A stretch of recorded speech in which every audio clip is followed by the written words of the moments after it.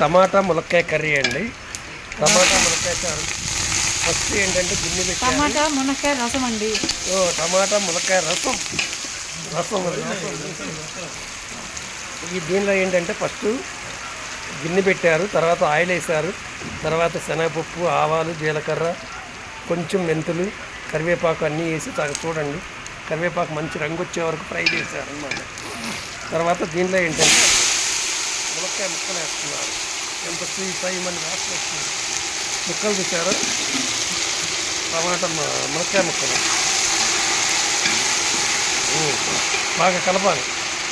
కలపండి మిక్స్ కరా బాబు, మిక్స్ కరా.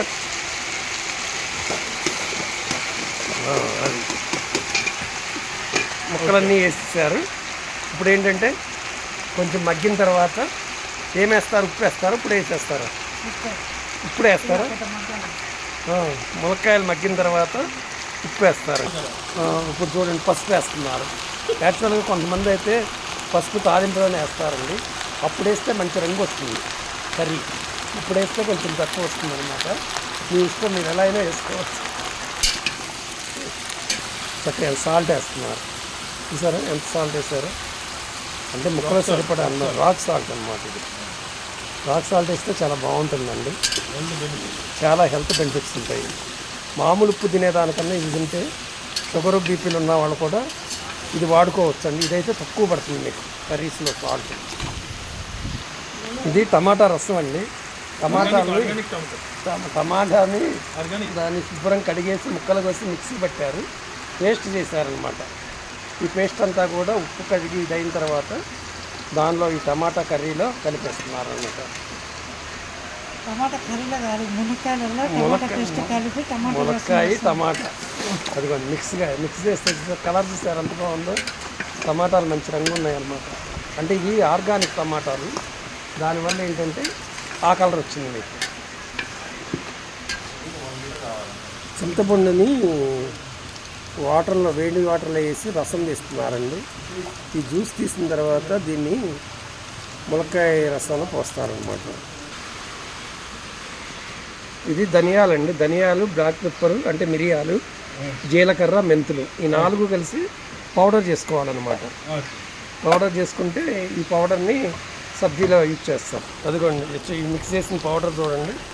ఇదంతా గరం మసాలా టైప్ అనమాట. ఇదంతా వేసేస్తున్నారు. వేసిన తర్వాత ఇప్పుడు ఇమ్లీ పేస్ట్ వేస్తారు.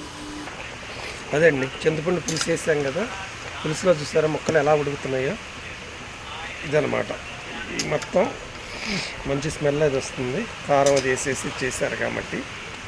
దీని ఏంటంటే మీరు ఇక్కడ ఏమంటున్నారంటే ములక్కాయ రసం అంటున్నారు. ఇది ఉడికిన తర్వాత నెమ్మదిగా దించేస్తే ఇది చూసారు కదా, ఇది ములక్కాయ రసం రెడీ. మీరు కూడా ట్రై చేస్తారంటే ట్రై చేయండి, చాలా బాగుంటుంది.